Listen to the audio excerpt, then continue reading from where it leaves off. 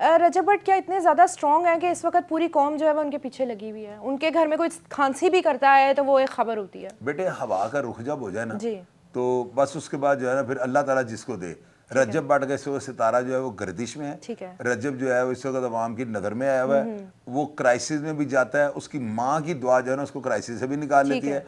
उसके पीछे अगर ये बादुआएं देने वाले या अगर इसका बुरा करने वाले या कुदरती आफात की वो जद में आता है ना, उसकी माँ की दुआ हर जगह उसको डिफेंड कर जाती है। ठीक है। इसलिए वो माँ का साथ कभी ना छोड़े और अपना घर कभी बर्बाद ना करे। मेरे तो प्रोग्राम इसी टॉपिक पे हो रहे हैं। जी जी।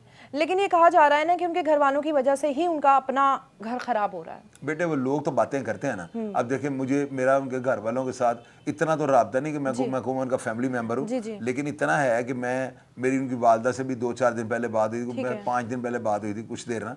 तो रजब के साथ भी 15-20 दिन पहले या 25 दिन पहले वो जब इंग्लैंड में था वहाँ पे राबिता हुआ था।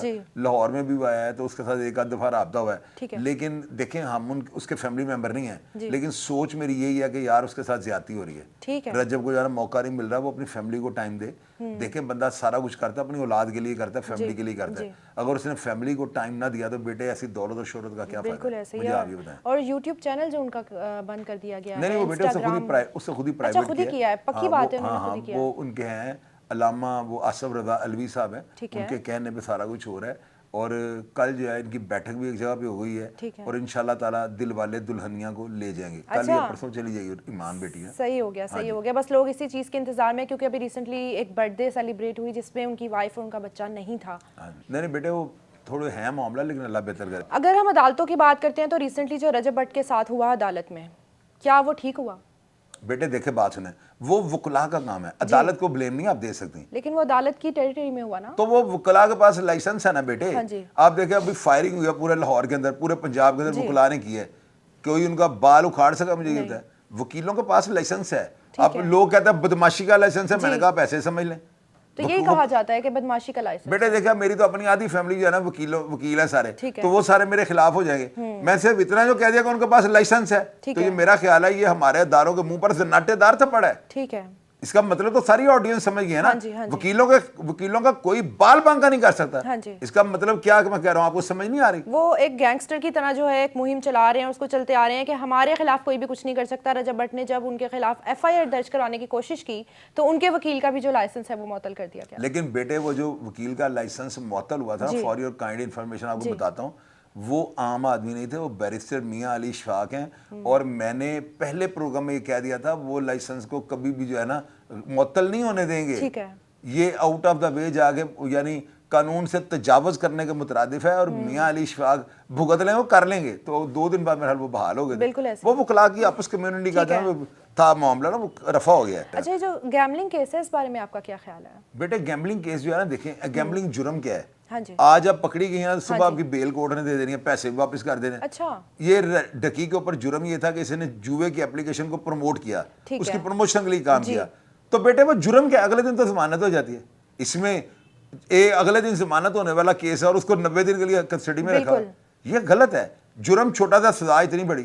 उसके करोड़ों रुपए खाट कर गया, इनका अल्लाह बेड़ा कर करे जिसने उसके साथ ज्यादती की है। तो ये तो एक इशू बन गया और इसके ऊपर अदारे जो है वो अगर इतने बड़े अदारे वो फेडरल इन्वेस्टिगेशन एजेंसी के अगर अफसरान को गिरफ्तार किया गया, केस बनाया गया, तो ये ऐसे नहीं इनकी जान छूटेगी। ये बात याद रखिएगा। ठीक है, मतलब इस पे प्रॉपर एक्शन लिया जाएगा। वो ले लिया बेटे एक्शन, सारे अंदर है, ये बाहर नहीं आएंगे, इनको सजाएं होंगी, ये देख लीजिएगा। अब रजब भट्ट के ऊपर कौन से केस जो हैं एक्टिवली जिन पे एक्शन लिया जा रहा है? बेटे रजब के ऊपर वो जो नमाज की बेहरमती वाला था वो है, और दूसरा मेरा सारे उसके खत्म हो चुके हैं। तो कराची में भी उसको पूरा प्रोटोकॉल मिला, गवर्नर हाउस में ठहरा है और वहाँ पे उसके पेश हुए बगैर उसको डेट मिल गया 26। तो इंशाल्लाह अगली डेट पे वो खत्म हो जाएगा।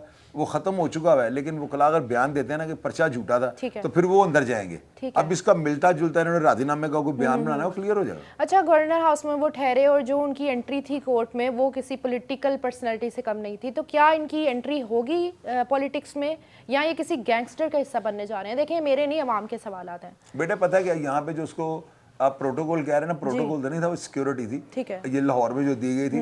तो रही बात वो सियासत को ज्वाइन करता है, बेटे ये तो उसका जाती है ना, ठीक है। मेरी पसंद नापसंद कोई इतना नहीं है कि जो मुझसे, हाँ मैं बता दूं तो मेरी स्वाब दीदी है, वरना कोई मुझसे जबरदस्ती नहीं पूछता था किस पार्टी से ताल्लुक रखते हैं। तो वो अगर सियासी कैरियर सियासत में आना चाहेगा तो उसकी अपनी मर्जी है, नहीं आना चाहे मैं तो ये कहूँगा उसके पास अब टाइम ही नहीं है। अच्छा। वो वीलॉगिंग ही कर ले, वो दुनिया का जो है ना पाकिस्तान का सबसे बड़ा सेलिब्रिटी बन चुका, उसको जरूरत ही नहीं है। ठीक है, तो आपको क्या लगता है कि आगे कोई कहा जाता है कि ये कभी जफ़र सफारी साहब के साथ जो है वो नज़र आते हैं, कभी किसी गैंगस्टर के साथ वो नज़र आते हैं, तो क्या वो इस तरफ जा रहे हैं?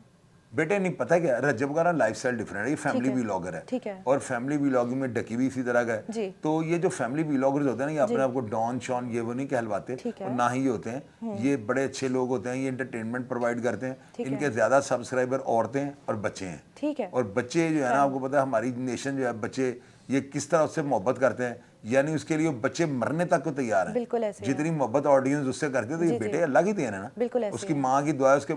तो हम कौन है उसके खिलाफ में बातें करके? कुछ लोग लेग पुलिंग से फेम लेते हैं, तो मैं हमेशा नेगेटिव बात से अल्लाह ताला मुझे कामयाब कर रहा है। हाँ जी। अच्छा, आपने देखा होगा रिसेंटली काशिफ ज़मीर की एक कंट्रोवर्सी चली, वो बहुत ज़्यादा गोल्ड पहनते हैं हाथ में, उन्होंने चैलेंज किया था हमारे शो में कि जो ये साबित करेगा नकली है तो मैं उसको 10 लाख दूंगा। फिर एक शो हुआ जिसमें उन्होंने चेक किया और कहीं ना कहीं ये कहा गया कि उनका गोल्ड नकली है। तो आपका क्या ताल्लुक है काशिफ ज़मीर से? आप उनसे मिलते हैं तो आपको क्या लगता है? काशिफ ज़मीर जो है ना छोटा भाई है। ठीक है। अब मुझे एक चीज़ की समझ नहीं आती, काशिफ भी ना थोड़ा था ना छोटा भाई है, मेरा प्रोग्राम उस तक पहुंच जाना है, मुझे ये समझ नहीं आती वो सफाइयाँ क्यों देता है। अच्छा। मेरी ये समझ में बात नहीं आती। देखे बात सुने, हाँ जी। आपका असली है नकली है, आपने चाइना से लिया, आपने तुर्की से लिया, इधर से बनवाया, इनको छोड़ दें। आपको अच्छा लगता है ना, आपने पहना हुआ है, यार ये लोग बेवकूफ़ हैं, आप क्यों इन लोगों को जवाब देते हो?